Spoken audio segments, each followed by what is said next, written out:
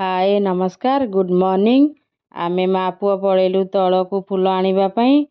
7टा बाजे न बाजे केते जोरसरे खरा। एठी अंशु बाबा फूल तोलुचंती।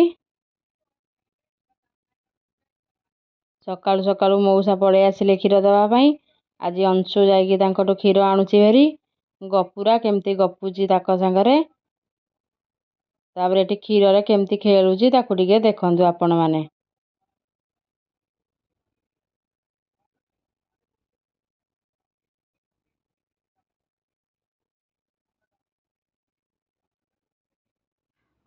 अंशु बाबा वाटरमेलन जूस पिउचंती।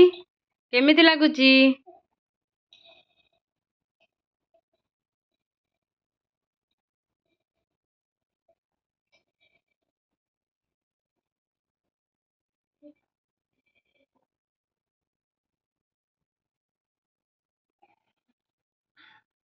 Finish tasty लगिला?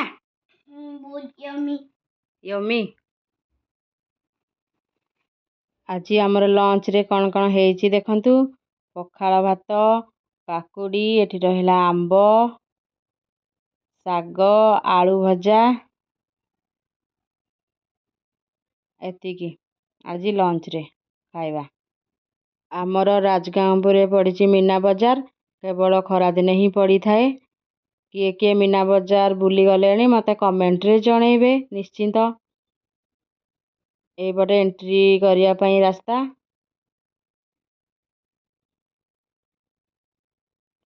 आ देखंतु मीना बजार रो किछि झलक।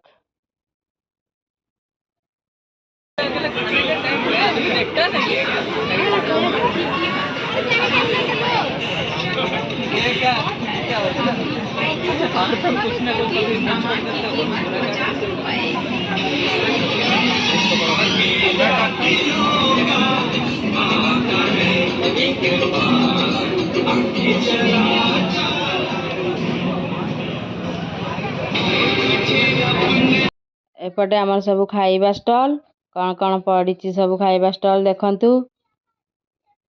चाट, मथुरा केक, एपटे भेलपुरी,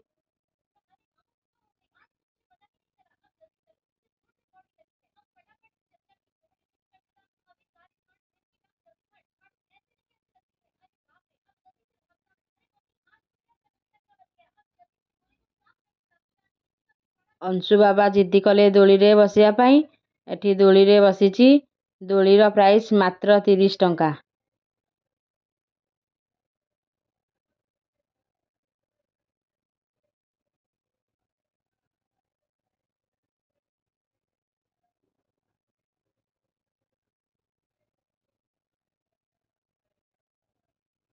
आमको बुली बुली भूक गला। एटू कटलेट आनी 2 जन जाक एंजॉय करूचु।